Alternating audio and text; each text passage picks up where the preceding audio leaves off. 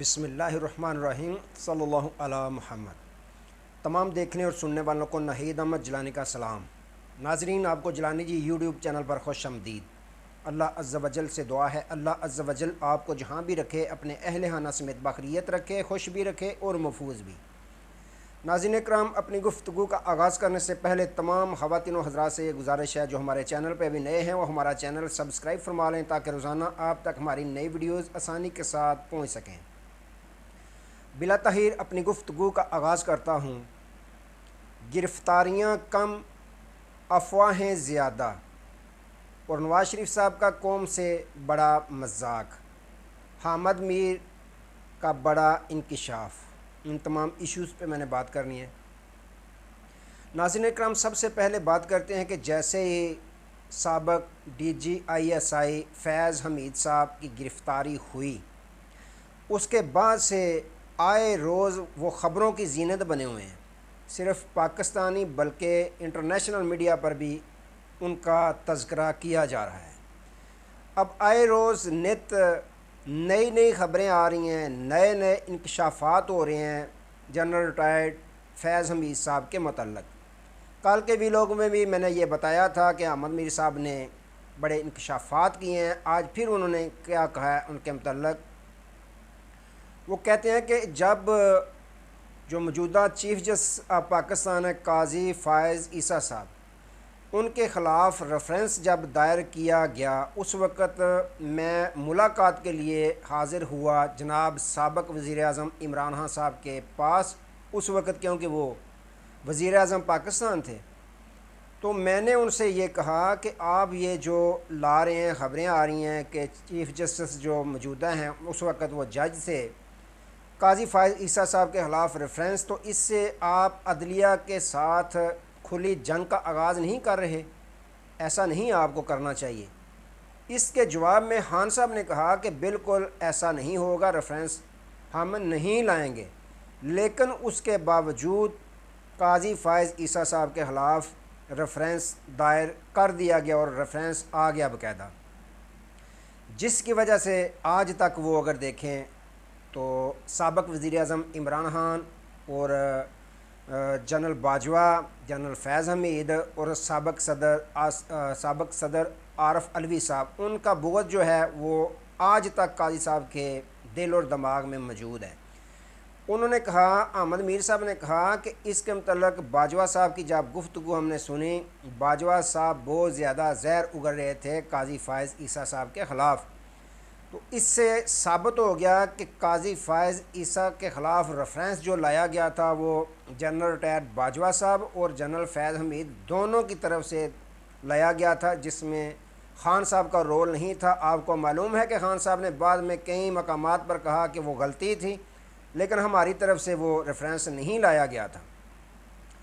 اب یہاں پر سوال یہ اٹھتا ہے کہ قاضی فائز عیسیٰ صاحب کے خلاف ریفرنس لانے والی شخصیات سابق آرمی چیف جنرل باجوہ صاحب اور سابق DGI جنرل ریٹائرڈ فیض حمید صاحب تھے۔ تو آج قاضی صاحب اس وقت تو جج تھے، آج قاضی صاحب چیف جسٹس کے منصب پر بیٹھے ہیں، تشریف فرمائے ہیں، تو اب جرت اور بہادری کا پتہ تو تب چلے جس طرح وہ بغض رکھتے ہیں خان صاحب کا، جس طرح وہ بغض رکھتے ہیں پاکستان تحریک انصاف کا دل میں، جس طرح وہ بغض رکھتے ہیں عارف علوی صاحب کا دل میں۔ آج ان کے پاس اختیار ہے، بے شک ان کے پاس 1 ماہ 1.5 ماہ رہ گیا، لیکن اب کچھ ہاتھ ڈالیں ذرا، کچھ مقدمات اب تو کھلنا بننا شروع ہو چکے ہیں فیض حمید پر بھی۔ تو اب قاضی صاحب کی جرت تو تب نظر آئے نا پاکستانی قوم کو کہ اگر اب وہ سٹینڈ لیں، فیض حمید صاحب کے خلاف بھی اسی طرح بغض رکھیں جس طرح سابق وزیر اعظم عمران خان صاحب یا تحریک انصاف کے ساتھ وہ کر رہے ہیں، اسی طرح آپ جنرل باجوہ کے خلاف بھی کریں اور جنرل فیض حمید کے خلاف بھی کریں، لیکن ایسا ممکن نظر نہیں آ رہا، کیونکہ جو قاضی صاحب نے کرنا تھا وہ صرف اور صرف تحریک انصاف کے ساتھ ہی کرنا تھا۔ ادھر روح کرتے ہوئے ان کی لگتا ہے کہ کانپیں ٹانگ جاتی ہیں، تو اس طرف انہیں اب کرنا چاہیے۔ جس طرح کے انکشافات ہو رہے ہیں، اب قاضی صاحب کو چاہیے کہ ضرور بر ضرور اس طرح کا کچھ نوٹس لیں تاکہ آئندہ کوئی بھی کسی بھی جج کے خلاف غلط ریفرنس دائر نہ کریں۔ اچھا ناظرین اکرام، دوسری طرف اب رخ کرتے ہیں کہ پاکستانی قوم کو بہت زیادہ ریلیف دیا گیا ہے پنجاب حکومت میڈم مریم نواز صاحبہ کی طرف سے، ساتھ انہوں نے اپنے والد محترم سابق وزیر اعظم میاں محمد نواز شریف صاحب کو بٹھایا ہوا تھا، اور لگ یوں رہا تھا کہ انہوں نے اپنے کمرے میں ہی بیٹھ کر یہ ویڈیو کلپ ریکارڈ کروایا اور صحافیوں کو دے دیا کہ یہ آپ نشر کر دیں، کیونکہ اگر یہ پریس کانفرنس تھی تو کسی صحافی کو کچھ موقع تو دینا چاہیے تھا۔ سوال تو یہ ہے کہ یہ پریس کانفرنس تھی تو صحافیوں نے سوالات کیوں نہیں کیے؟ خود ہی میاں نواز شریف صاحب نے بتا دیا کہ میری حکومت میں 10 روپے کلو سبزیاں ہوتی تھیں، آج کدھر چلے گیا، مہنگائی آ گئی ہے۔ میں نے خدا حافظ کہہ دیا تھا آئی ایم ایف کو، جو اڈیالہ جیل میں بیٹھا ہے وہ آئی ایم ایف کو لے کے آیا، تو میاں صاحب کو کم از کم اتنا تو کرنا چاہیے تھا، پریس کانفرنس کرنے کے بعد صحافیوں کو 10 منٹ دے دینے تھے کہ آپ سوالات کریں، تو پھر سوال یہ ہوتا کہ آج کس کی حکومت ہے، یا اس سے قبل 2 سال حکومت کرنے والا کوئی اور تو نہیں تھا، آپ کا بھائی تھا؟ کیا آپ کا بھائی آئی ایم ایف کی طرف نہیں گیا؟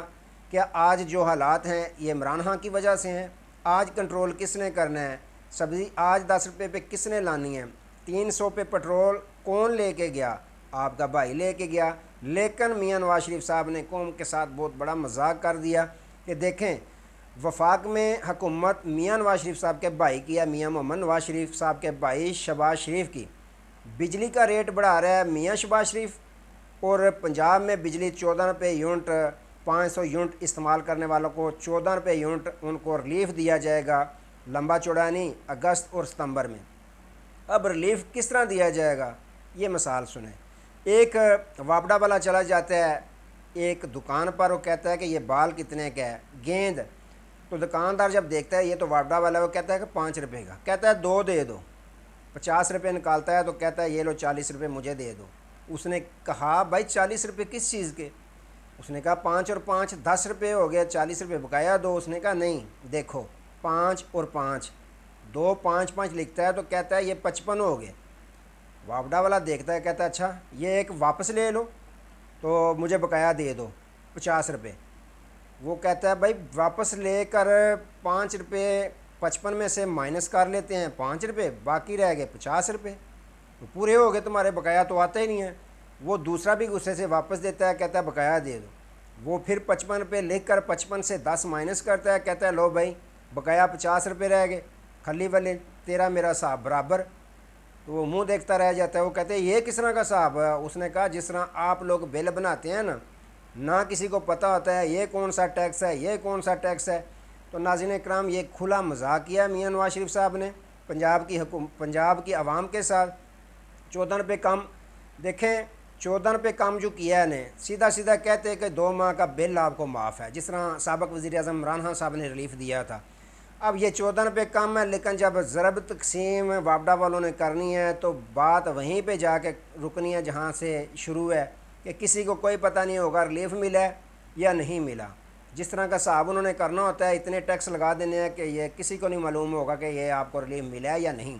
تو اگر کرنا ہی تھا تو بھائی کو کہتے، پورے پاکستان میں کرتے، وزیر اعظم ان کے بھائی ہیں، پنجاب والوں کے ساتھ ہی آپ نے بڑا محبت کا ثبوت دیا ہے، تو وفاق والے بھی تو آپ کے بھائی کی حکومت ہے، وہ بھی تو چاہیں گے نا پورے کہ ہمیں بھی ریلیف ملے۔ تو یہ اگر دیکھیں تو میاں نواز شریف صاحب نے جو پنجاب کی عوام ہے ان کے ساتھ بڑا ایک مذاق کیا ہے، یہ ریلیف نہیں ہے، یہ مذاق ہے۔ پریس کانفرنس کی کسی کو سوال جواب دینے یا سوال کرنے کی وقت ہی نہیں دیا گیا، تو یہ ایک مذاق ہے۔ اچھا ناظرین اکرام، جب سے جنرل ریٹائرڈ فیض حمید صاحب کی گرفتاری ہوئی ہے، آئے روز آپ کو پتہ ہے خبریں آ رہی ہیں، گردش کر رہی ہیں کہ 2 سرکاری افسران اور گرفتار ہو گئے ہیں، 3 عدد اور ہو گئے ہیں۔